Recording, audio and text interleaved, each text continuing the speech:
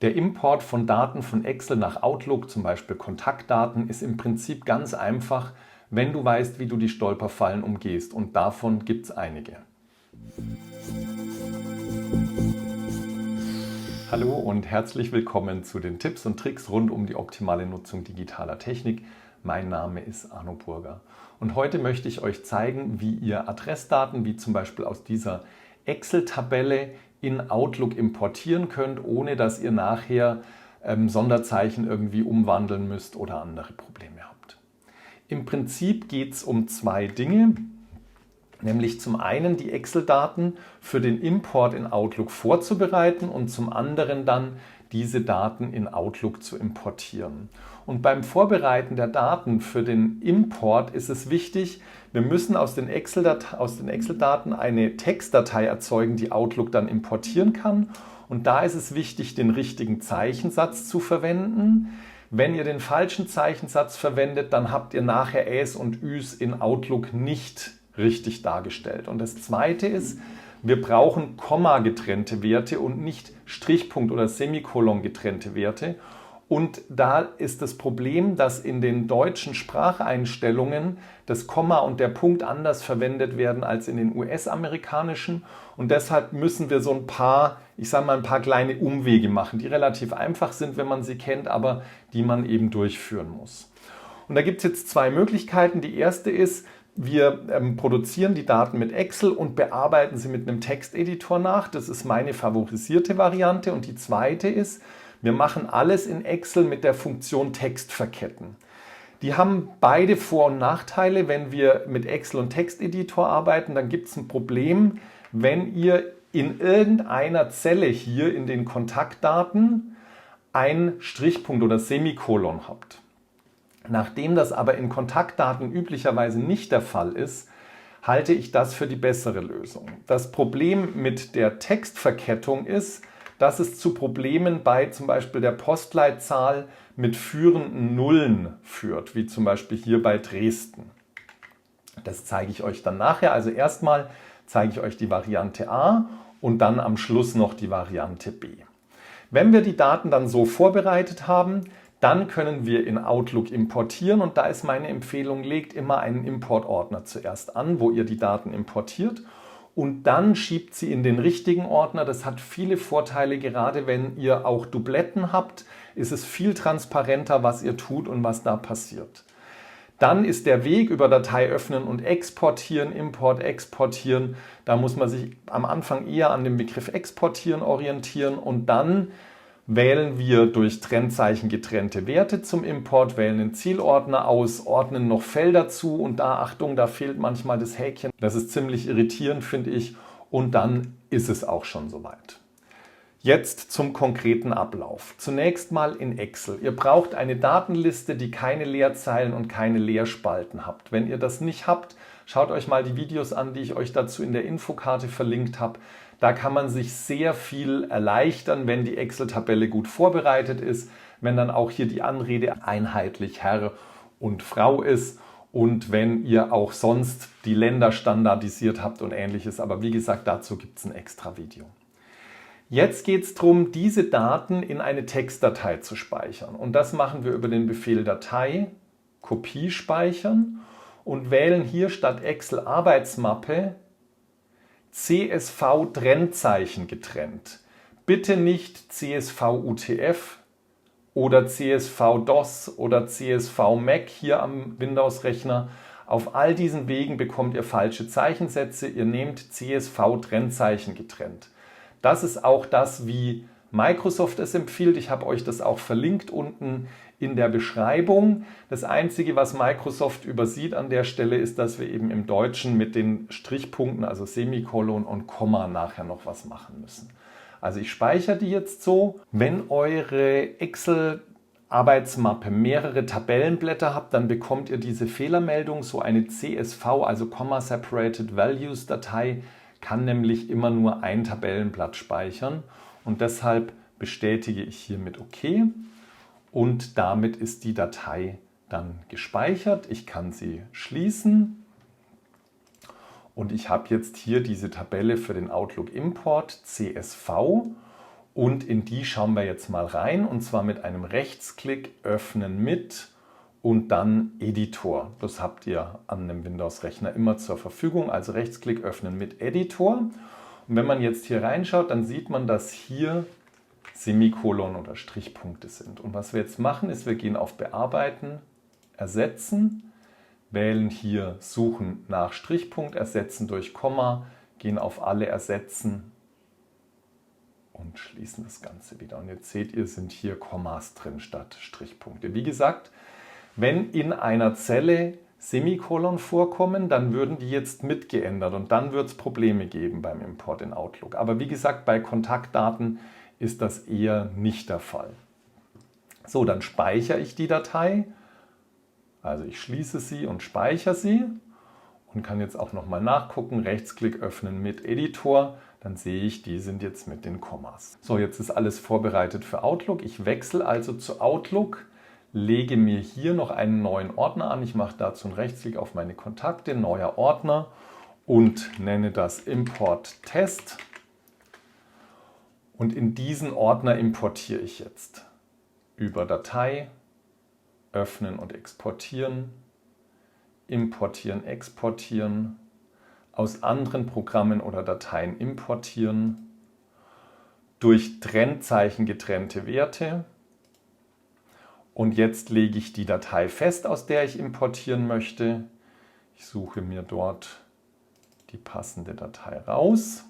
Die wird mir jetzt hier auch schon vorgeschlagen durch Trennzeichen getrennte Werte. Und jetzt ist es wichtig, wenn ihr in einen Ordner importiert, der schon Kontakte hat, wollt ihr Duplikate ersetzen, wollt ihr zusätzlich Duplikate erstellen und so weiter. Für den Vorgang, wie ich ihn mache, nämlich dass ich in einen neuen leeren Ordner importiere, spielt das alles keine Rolle. Dann gehe ich auf Weiter. Nachdem ich hier den richtigen Ordner schon ausgewählt habe, ist er hier auch schon ausgewählt. Ich gehe auf Weiter. Und hier fehlt jetzt leider oft dieses Häkchen. Wenn man das zum ersten Mal macht, normalerweise nicht, aber wenn man das immer mal wieder macht, dann fehlt das Häkchen und dann kommt man hier nicht weiter. Und nachdem das so schön blau markiert ist, fällt einem das, zumindest mir, dann immer mal wieder nicht auf. Also macht hier noch das Häkchen rein. Und jetzt geht es darum, die benutzerdefinierten Felder zuzuordnen. Was heißt das? Ihr habt hier in der Excel-Datei, ich mache gerade die Excel-Datei nochmal auf, ihr habt hier in der Excel-Datei Beschriftungen, Vorname, Nachname und so weiter. Und die Frage ist, ob Outlook in der Lage ist, das richtig zu den Feldern in den Kontakten zuzuordnen. Wenn ihr Fragen zu den Kontaktfeldern habt, da habe ich auch schon mal ein Video zu Kontakten gemacht, das habe ich euch auch in der Infokarte verlinkt. So, jetzt möchte ich also benutzerdefinierte Felder zuordnen. Und ihr seht hier auf der linken Seite die verschiedenen Felder aus meiner Excel-Datei. Das sind genau die Bezeichnungen, die ihr hier in der ersten Zeile seht. Und wenn man sich das jetzt anschaut, zum Beispiel Anrede, Vorname, Nachname, da gibt es hier Name mit dem Plus, das klappe ich mal aus, indem ich draufklicke. Und dann seht ihr, Anrede, Vorname, Nachname ist gleich richtig zugeordnet, weil die exakt gleich heißen wie hier in Outlook. Schauen wir mal, wie es mit Straße ist. Wenn ich jetzt hier weiter blätter, dann gibt es hier Straße geschäftlich zum Beispiel. Ja, da ist schon irgendwas zugeordnet. Ich nehme mal hier die Straße und setze die zu Straße geschäftlich. Und Postleitzahl setze ich hier zu Postleitzahl geschäftlich. Immer aufpassen, dass es dann auch wirklich hier dahinter steht. Dann nehmen wir den Ort und den Ort geschäftlich. Und dann haben wir noch das Land. Und so kann ich jetzt also die Dinge, die nicht eindeutig sind, zuordnen. Das heißt, wenn ihr das hin und wieder mal macht oder immer mit der gleichen Datei, dann müsst ihr euch da nicht groß Gedanken machen. Wenn ihr das aber häufig mit unterschiedlichen Dateien macht, dann kann es gut sein, dass es hilfreich ist, dass ihr die Spaltenbeschriftungen, also die Beschriftungen hier in Excel so anpasst, dass sie dem entsprechen, was auch in Outlook steht. Und dafür ist es am besten, ihr exportiert erstmal aus Outlook die Daten. Dazu habe ich auch schon ein Video gemacht, das ist in der Infokarte verlinkt. Ihr exportiert die Daten und dann seht ihr in Excel nämlich, wie die Spaltenbeschriftungen heißen müssen. So, dann gehen wir hier mal weiter durch. Land haben wir jetzt, dann haben wir noch Telefonnummer. Da würde ich jetzt hier bei Telefon geschäftlich. Ich kann mir das auch ein bisschen breiter machen, um das genauer zu sehen. Also Telefon ist Telefon geschäftlich. Dann schauen wir mal die E-Mail-Adressen. Hier E-Mail, die ist richtig zugeordnet. Und Geburtstag ist auch richtig zugeordnet. Und jetzt habe ich hier noch Bereich, Gruppe und Kundennummer. Und für den Bereich nehme ich hier die Abteilung. Ihr seht, das ist schon zugeordnet. Das liegt aber jetzt daran, dass ich es vorher schon mal ausprobiert hatte.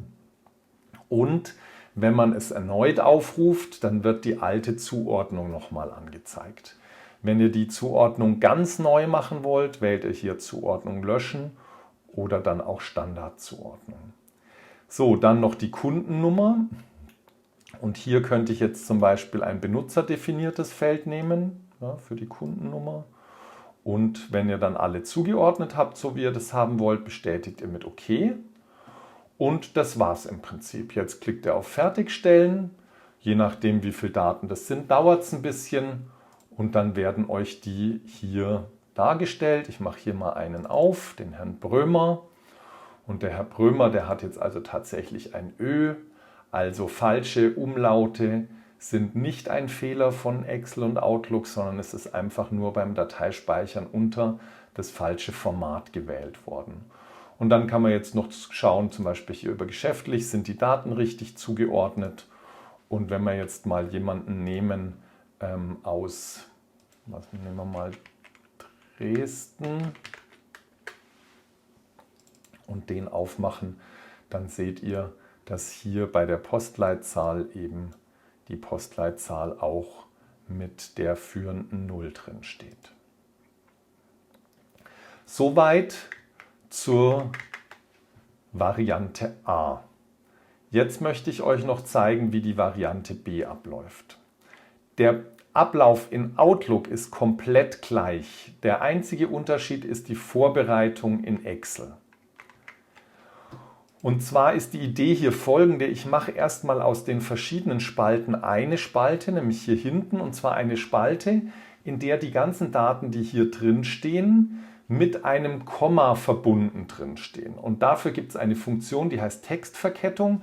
Wenn ihr mehr über Funktionen wissen wollt, schaut euch mal das Video an, das ich dazu schon gemacht habe. Ich würde den Ablauf so machen: Ich gehe in die Zelle, in der die Texte verknüpft sein sollen. Ich klicke dann auf das Funktionssymbol, suche mir hier zum Beispiel über die Eingabe Text V und OK die Funktion Text verketten heraus, bestätige mit OK. Und jetzt lege ich als erstes das Trennzeichen an, nämlich ein Komma. Und dann ist die Frage, sollen leere Spalten ignoriert werden? Und das sollen sie auf keinen Fall, weil sonst verschiebt es euch die Daten in Outlook. Deshalb schreibe ich hier rein falsch. Und der Text, den ich verketten möchte, das sind jetzt die Zellen hier A1 bis M1. Und dann seht ihr auch schon, das Formelergebnis ist jetzt Anrede, Vorname, Nachname und so weiter. Ich bestätige mit OK und das steht jetzt in dieser Zelle drin. Und damit ich jetzt das hier in allen Zellen habe, mache ich einfach auf das Rechteck hier unten, das sogenannte Auto-Ausfüllkästchen, einen Doppelklick. Falls die Spalte hier nicht komplett ausgefüllt ist, müsstet ihr, ich mache es nochmal gerade rückgängig, müsstet ihr einfach dieses Auto-Ausfüllkästchen hier runterziehen. Mehr dazu findet ihr wiederum in dem Video, das ich in der Infokarte verlinkt habe. So, und diese Daten nehmen wir jetzt, kopieren sie mit STRG C in die Zwischenablage, gehen in ein leeres Tabellenblatt und fügen die hier ein. Jetzt stimmt erstmal der Zellbezug nicht. Deshalb klicken wir hier auf dieses Infokästchen, wo ich die Einfügeoptionen bekomme, und wählen dann reine Werte 1, 2, 3. Und damit habe ich jetzt die Werte sozusagen als Kopie hier mit drin. Und die speichere ich jetzt wieder in so eine besagte CSV-Datei. Das heißt, Datei, Kopie speichern, CSV-Trennzeichen getrennt. Ich nenne das jetzt mal hier Text verketten und gehe auf Speichern. So, jetzt haben wir wieder die Fehlermeldung, dass eben nur ein Tabellenblatt gespeichert werden kann. Das ist okay. Und wenn wir uns jetzt hier mal die Daten anschauen, und zwar jemanden nehmen, der zum Beispiel hier aus Leipzig kommt, dann seht ihr, hier steht als Postleitzahl jetzt 4205 Leipzig und nicht 04205 Leipzig. Das müsste man dann nachträglich noch korrigieren in der Excel-Datei. Und damit kann ich jetzt ganz normal wieder in Excel importieren.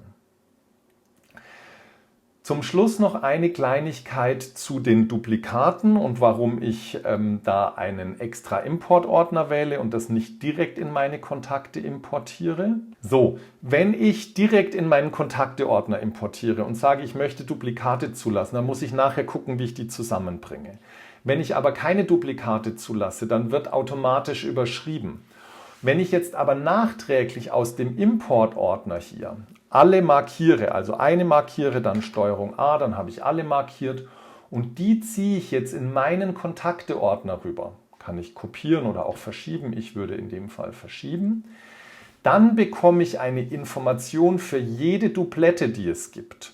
Und hier wird mir angezeigt, was anders ist in dem einen als in dem anderen. Ihr seht also zum Beispiel hier in dem Originalkontakt steht Pater Kösterweg 3, hier steht jetzt Kaiserstraße 26. Und jetzt kann ich entscheiden, ob ich die aktualisieren will. Dann wird sozusagen das Original in meinem Kontakteordner überschrieben, ob ich das für alle machen will oder ob ich diesen Kontakt auslassen möchte. Und so habe ich eine viel bessere Steuerungsmöglichkeit beim Erstellen oder Angleichen von Dupletten. Ihr seht schon, im Prinzip ist es ganz einfach, wenn man weiß, was man machen muss, aber es sind viele verschiedene Dinge, die man miteinander kombinieren muss und da kann natürlich auch alles Mögliche mal passieren. Also wenn ihr Fragen habt, schreibt mir die gerne unten in die Kommentare. Ich beantworte die wie immer gern. Wenn es euch gefallen hat, freue ich mich über einen Daumen hoch und natürlich, wenn ihr nichts verpassen wollt, abonniert euch den Kanal und schaut euch auch mal die anderen Videos an, die ich gemacht habe. Vielen Dank fürs Zuschauen, viel Spaß beim Umsetzen und bis zum nächsten Video. Ciao, euer Arno.